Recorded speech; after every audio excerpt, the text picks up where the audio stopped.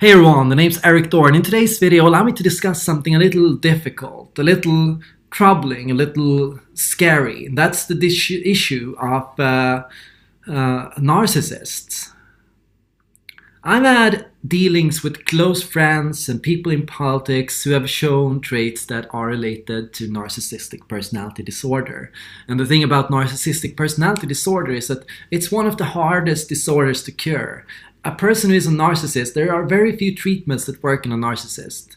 Even if you know you are a narcissist, it might be hard to actually find a therapy form that can work to fix the narcissist's issues. Often what people have found is that narcissists are not people who have unusually high self-esteem. On the contrary, narcissists struggle with an extremely low self-confidence. They are, to a high extent, really scared about their flaws and their issues. They are really aware of their issues, but they are working actively to hide these issues from other people. And this is the difficult part. This is why narcissists can be deeply problematic and can cause deep harm in society. They are ready to invoke guilt trips and harassment and all kinds of techniques to make other people feel bad or guilty, to make other people control other people. The narcissist differentiates themselves from normal people in that for them, guilt trips and gaslighting and other treatments are a normal part of communication, an acceptable part of communication. It's acceptable to make another person feel guilty. Truth is, most of us feel icky about making other people feel guilty. Most of us are so concerned about not just how we are feeling, but how other people are impacted. And I'm not talking just empaths here. I'm saying even normal people with a normal empathy level are usually good at, they usually have an awareness of how they impact other people. Most of us, when we think about it, have an awareness of how we hurt other people, how we affect other people, and what we do to other people. Sometimes we can shut it out, sometimes we can pretend not to care, but we can to most extent empathize with others. Everyone can to some extent empathize, which means anyone can be a potential victim to guilt trips from the narcissist. It's said that empaths are the most likely targets of narcissists, and that is often because narcissists need a high amount of support and empathy from other people. They need other people to make them feel better about themselves. They need other people to verify them. They need other people to understand them. And empaths can constantly give that understanding. They can, when asked for it, and narcissists often ask for it.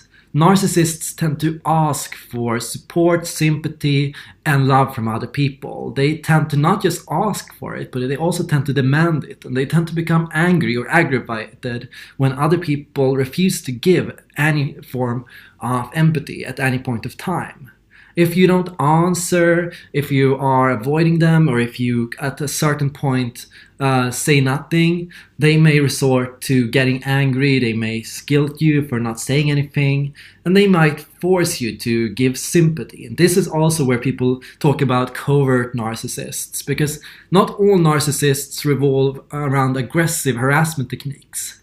Other people, like covert narcissists, revolve around making other people feel guilty. The covert narcissist is often attacking themselves and making themselves into martyrs. And when other people aren't giving them attention, they say, "Oh, so you don't like me at all, huh? I figured nobody likes me, nobody cares about me." They will say things like that, often not because they think it's true or not. They don't care about it, whether it's true or not so much, as they say it to make the other person stay. They say it to make the other person say, "Oh no, but I do love you. No, we all love you." They put people in situations of guilt and where you feel like you have to be there, you have to stay, you have to help the other person. And that's why empaths fall into the trap. you can imagine that the empath is a kind of person who is naive or refusing to see the issues. But I tend to say that on the contrary, I think empaths are better than average at recognizing narcissists. But the thing is, empaths often choose to ignore it, even if they know. Where normal people will go, oh, but harassment, oh, but the covert narcissism, I guess that's acceptable. I'm sure they don't mean anything with it. But often empaths are deeply troubled by what they see, and they are led in there by a need to help, correct, to heal, to provide some form of support to help raise the other person's self-esteem, to help fix the situation. Empaths are also usually aware of when other people engage in manipulation techniques. They know when other people are hurting other people, and they can feel so bad about this. They can see how a narcissist is attacking others, defaming others, hurting others, and they can feel a need to go in there, befriend the narcissist, and to support the narcissist into, with the hope that eventually the narcissist will change, redeem themselves, and start treating others better. The hope is that if you give the narcissist love and empathy, they will eventually begin to reflect that in themselves. They will again eventually begin to feel that sense of empathy and self-love that the empath is giving them. But often I think that, on the contrary, it just becomes a degree of enabling.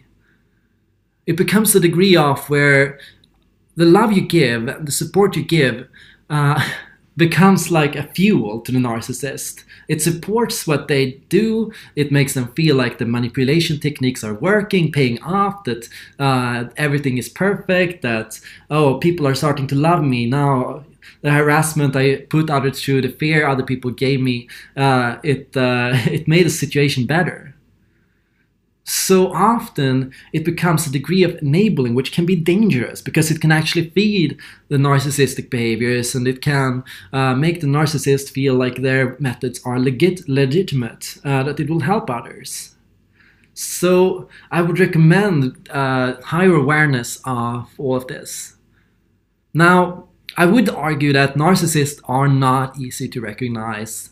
I would say that even today I would struggle to know a narcissist from just the surface value, because often narcissists have extremely well polished surfaces. They look kind, nice, friendly. They often talk about how good they are and how amazing they are, and they often get other people to recommend them and to vouch for them and to talk about, yes, this person is a really good person. Sure, they can say mean things sometimes, and sure, I fear them a little, but they are a really nice person when they want to be, and when they, in the end, in the deeper level, beneath it all.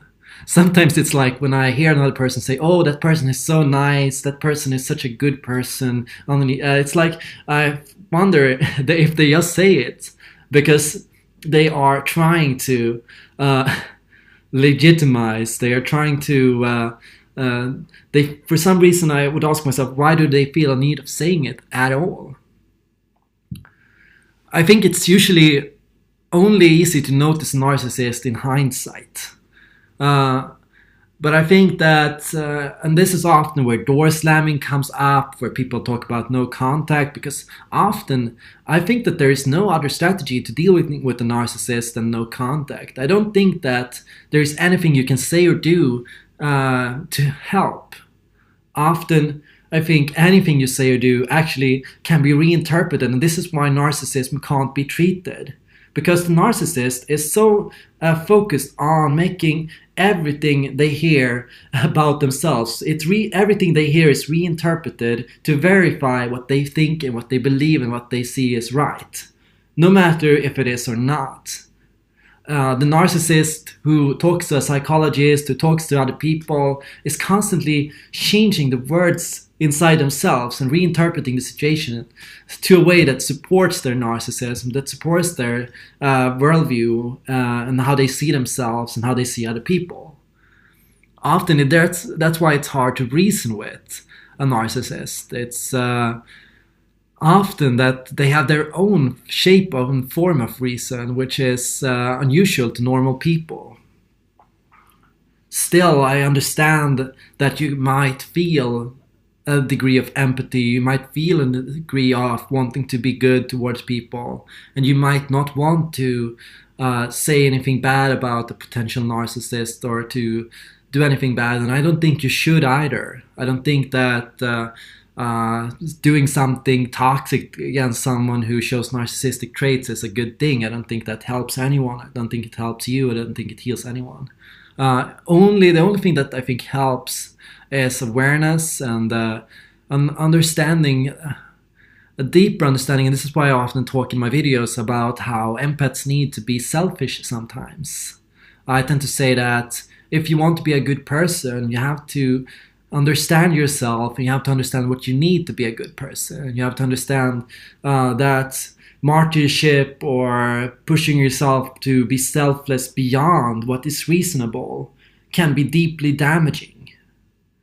It can mean the opposite, that you become so hurt, so damaged, so depressed that you actually start hurting other people and doing the reverse of what you intended. So often selfishness to the extent of simply building up a healthy, normal, developed, natural way of being yourself can help you be a better person to other people. It's like when in airplanes people tell you to put on the gas mask on yourself before you help other people. I don't think there's anything wrong with that, and I think that the truly most giving and kind people are also people that are ready to extend that kindness and givingness to themselves. So I hope this video might have helped some people understand better what narcissism is and how to recognize it and maybe how to deal with it. I strongly emphasize once again, no contact is probably one of the best strategies. Not responding to guilt extortion techniques, making sure that you empathize, sure, but also empathize with yourself and also understand that you're not responsible for another person. You're not responsible for their happiness or to fix them.